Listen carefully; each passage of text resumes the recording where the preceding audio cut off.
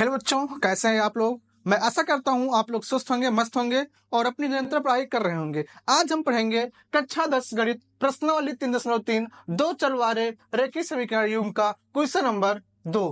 Question number 2 क्या लिखा हुआ है? अनुपातों a1/a2, b1/b2 और c1/c2 की तुलना ज्ञात कीजिए कि निम्न समीकरण युग्म द्वारा निरूपित रेखाएं एक बिंदु पर प्रतिच्छेदी करती हैं कि समांतर है कि समपाती रेखा है। ठीक है, 3 क्वेश्चन दे रखा है, इसमें हमें पता करना है कि समांतर रेखा है कि समपाती रेखा है कि प्रतिच्छेदी रेखा है। ठीक है बच्चों, बहुत आसान क्वेश्चन है। तो पहला क्वेश्चन क्या लिखा हुआ है? 5x - 4y + 8 = 0, 7x + 6y - 9 = 0। ये लिखा हुआ है दो चर वाले रेखीय समीकरण युग्म लिखा हुआ है। तो आइए देखते हैं, पहला क्वेश्चन सॉल्व करते हैं।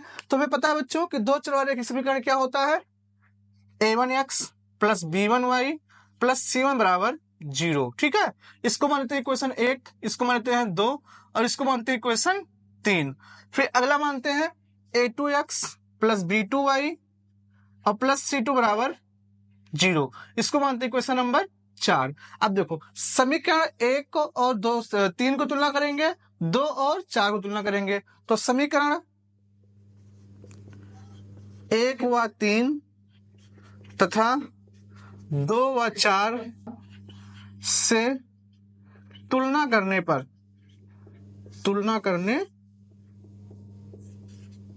ठीक है। अब देखो यहाँ क्या है, देखो 1 और 3, यहाँ x है, यहाँ x है, तो a1 का मान कितना होगा? 5।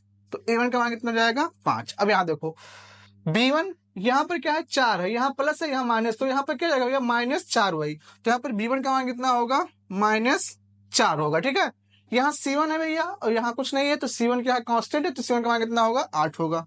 c1 मान कितना होगा? 8। अब समीकरण 2 और 4 देखते हैं। यहाँ पर a2 का मान कितना होगा? 7 होगा। a2 का मान 7, मतलब इससे तुलना इससे कर देंगे और इससे तुलना इससे कर देंगे। ठीक है, b2 का मान कितना होगा? 6 होगा। तो b2 का मान कितना होगा? यहाँ पर 6। और c2 का मान कितना होगा? यहाँ पर -9, क्योंकि यहाँ पर क्या लगा हुआ है? माइनस लगा हुआ है। ठीक है, अब क्या करते हैं हम? a1/a2 निकालते हैं, b1/b2 निकालते हैं, c1/c2 निकालते हैं। ठीक है, तो देखो बच्चों, यहाँ से क्या करेंगे हम? a1/a2, तो a1/a2 कहाँ है? ये है 5 और a2 कितना है? 7 हो गया। ठीक है, b1/b2 क्या है? b1 का मान कितना है? -4 है और b2 का मान कितना है? 6 है। तो 2 दूना 4, 2 तिया 6, तो जो आंसर है कितना? -2 बटा कितना आ गया है? 3। ठीक है, इतना बात समझ में आया। अब c1/c2 निकालते हैं, तो c1/c2 कितना होगा? तो c1/c2 कितना होगा? 8/9, 8/-9। अब देखो तीनों आपस में कहीं बराबर दिख रहे हैं। देखो भैया, a1/a2 is not equal to b1/b2।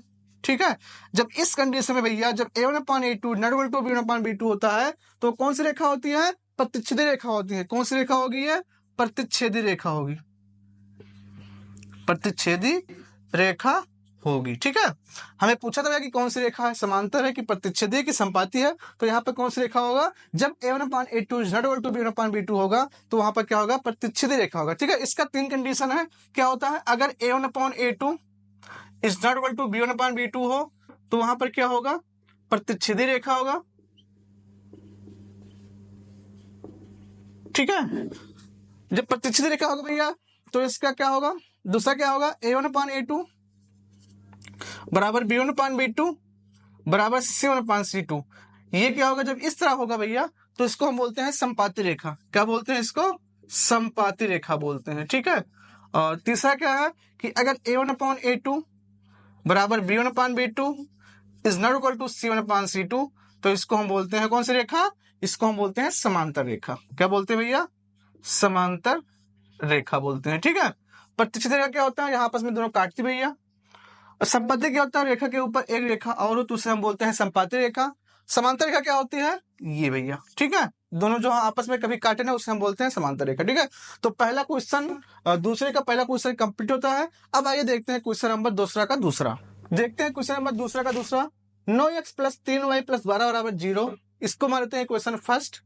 18x + 6y + 24 = 0, इसको मानते हैं क्वेश्चन 2 मानते हैं। ठीक है, हमें पता है बच्चों कि दो चर वाले रेखीय समीकरण युग्म को हम कैसे लिखते हैं? तो ऐसे लिखते हैं, देखिए बच्चों, a1x + b1y + c1 = 0, इसको मान लीजिए question 3। a2x + b2y plus C2 बराबर 0, इसको मानते हैं इक्वेशन 4।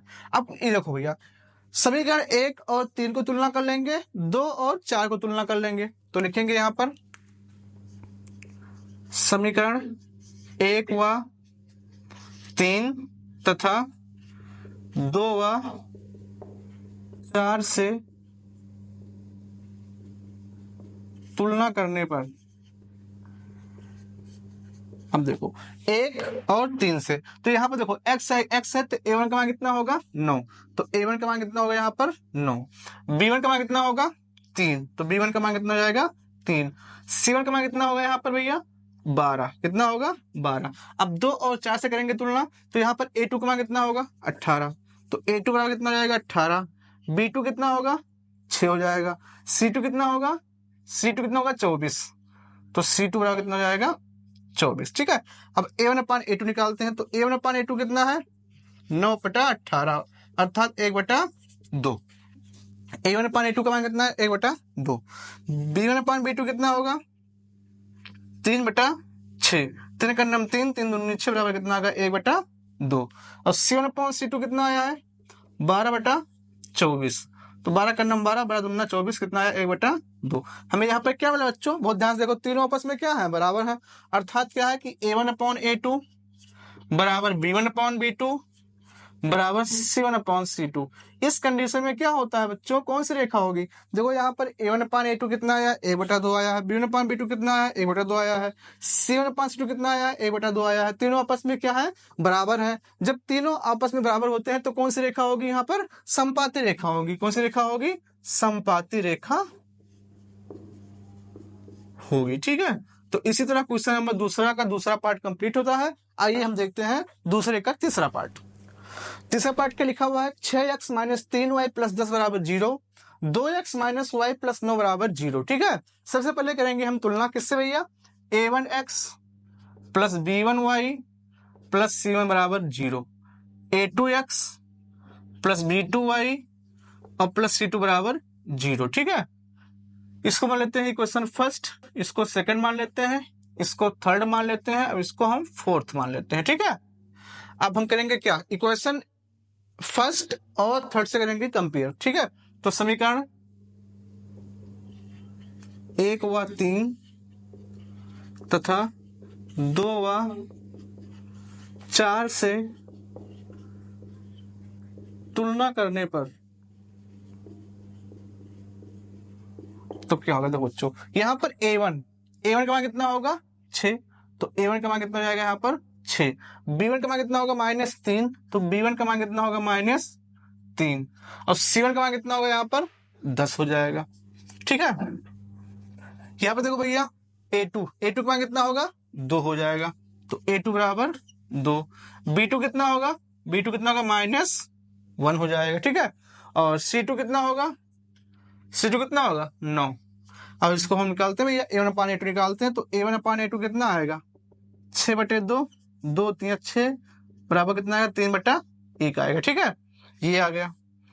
b1 अपान b2 कितना आएगा -3/-1, माइनस से माइनस कैंसिल, तो कितना आएगा 3/1 आएगा। ठीक है, अब c1 अपान c2 निकाल लेते हैं, तो c1 अपान c2 कितना आएगा 10/9 आएगा। ठीक है, अब देखो यहाँ पर a1 अपान a2 बराबर क्या होगा b1 upon b2 is not equal to c1 upon c2। ठीक है, तो इस कंडीशन में क्या होता है, a1 अपान a2 बराबर b1 upon b2 is not equal to c1 upon c2। इस कंडीशन में क्या होगा बच्चों, बताओ कौन सी रेखा होगी, जब a1 अपान a2 बराबर b1 upon b2 is not equal to c1 upon c2 होता है, तो इस कंडीशन में क्या होता है, रेखाएं जो होती हैं क्या होती है, समांतर होती हैं। तो इससे बोलेंगे क्या, समांतर रेखा होगी, समांतर रेखा होगी। हम आशा करते हैं आप लोगों को बहुत अच्छे समझ में आ गया होगा।